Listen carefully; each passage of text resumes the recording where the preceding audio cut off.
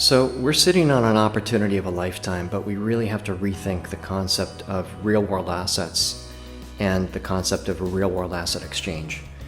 And it reminds me of a story, actually a couple stories, but one was Peloton bringing bicycle classes into the home.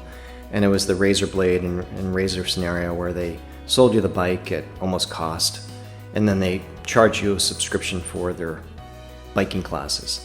And they diversified nicely into yoga, meditation, and then they introduced a couple pieces of hardware like the treadmill, which ended up being a flop, and then they revised it.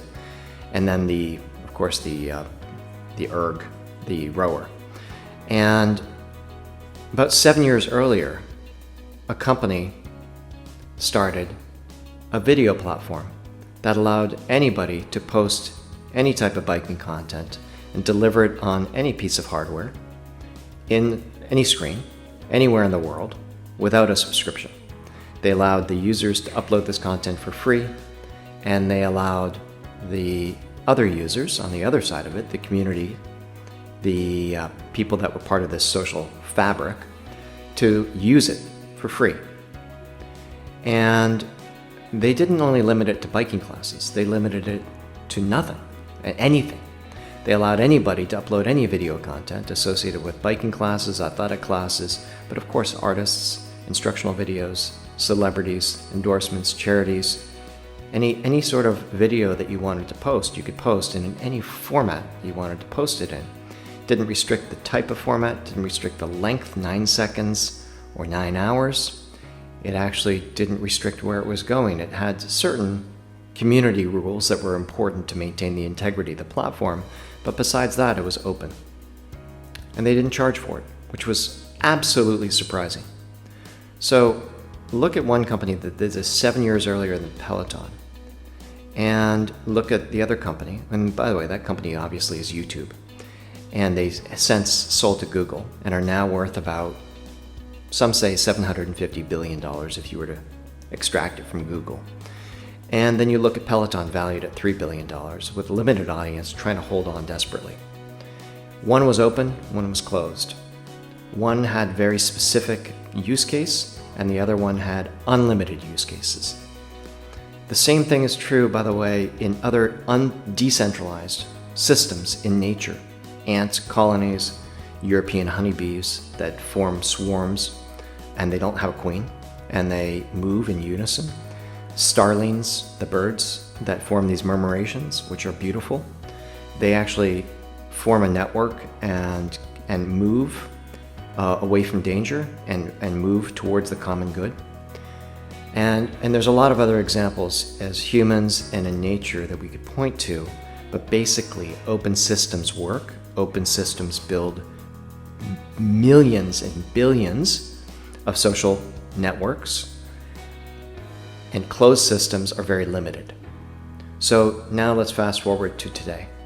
We have approximately 50 real-world asset exchanges that have been developed over the last 10 years. None of them are social. None of them are swappable or interchangeable. They're all built on different blockchains, some of them built on their own blockchain. They're all very specific to a particular category, like real estate or fine art or cars or airplanes or modalities or whatever it is, right? And commodities is a good example. And they all have various elements of traditional finance built into their framework. So they have due diligence and custodians and regulatory approval and compliance and this and that. So it's really for they're geared for the institutional community. They're geared around this premise that you take something institutional and you make it available to retail, and retail will buy it. And that may be true, that you have a few people that want $100 allocation to the movement of iron ore around the world by Glencore. It might be true that you may have a few people that want to invest in a property in New York City that's been tokenized.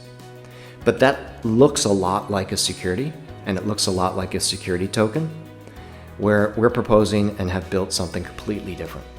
We have built an open system that allows for anybody to build any sort of social framework and any sort of social platform that they want, just like TikTok, just like Facebook, just like Snapchat, except we built it on the blockchain. And we allow anybody inside of that community to tokenize whatever they feel is of value to them, and tokenize it and then introduce it to the world in any way that they want, inside the system or outside the system. So as a result of this, you're looking at a social framework with digital incentives that are launched by the people around assets, intellectual property, events, around community. And they're used for everything from governance, for investment purposes, to create value, to share opportunity, and to draw audiences in and reward people. They're used for all of that. The beautiful thing about this is we've allowed people to launch their own legitimate token on a legitimate blockchain in 3.5 minutes or less, without knowing a line of code, without having to establish a cold wallet or a hard wallet or a MetaMask wallet, without understanding the differences between the layer 1 blockchains, without having to use bridges associated with the different blockchains. They don't have to know the word staking. They don't have to know the word liquidity pool. They don't have to know the word market making. They don't have to understand anything but the basic premise of building social frameworks and social networks and enjoying and gamifying the experience of communing with other like-minded people around that particular subject or that particular asset. And a digital asset is just as good and valid as a physical asset. Digital asset might be some sort of code or application that you built. So there's an opportunity to raise money around something that you find interesting.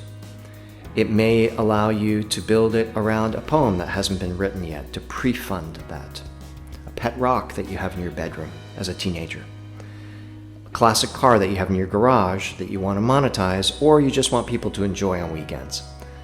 Anything that's associated with value that you feel that other people will enjoy, you can create a token around it on our platform.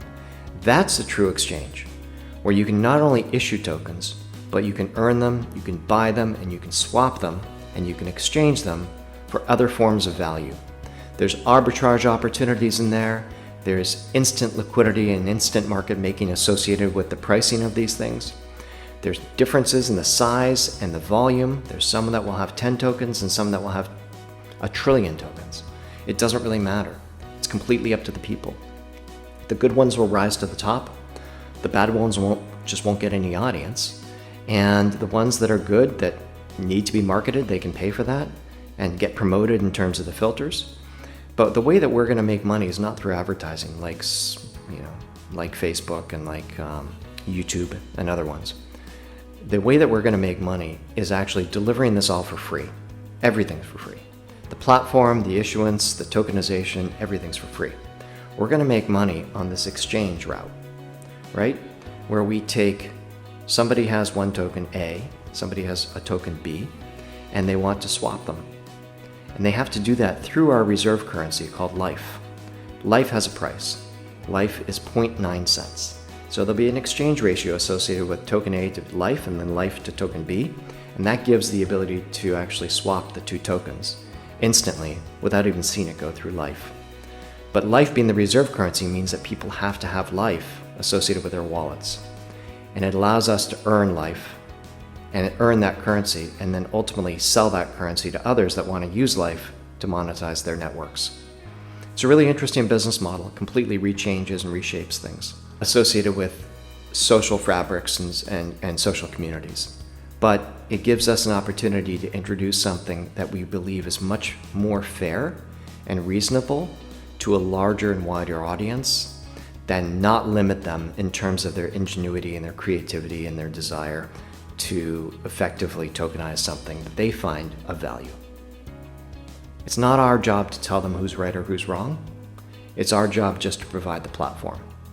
So that's the next gen real world asset exchange. And we can't leave it to the Facebooks, we can't leave it to the Googles, we can't leave it to the Snapchats because they're too centralized. What we have to do is start from scratch, which we've done. We have to build on top of a universal blockchain, which we've done. We have to allow for this interconnectivity associated with these different users and these different tokens, all within a social framework, which we've done. And we've had to make it very experiential and very familiar to everybody that's using it, which we've done as well. Swiping up, swiping left and right, video first. Everything's on your cell phone. Everything's on your mobile device, including your wallet. There's no need to custody it in a cold wallet. There's no need to worry about the SEC, sending you a Wells notice. There's none of that. We are regulatory friendly, regulatory light, because our token, our base currency, is effectively a digital incentive.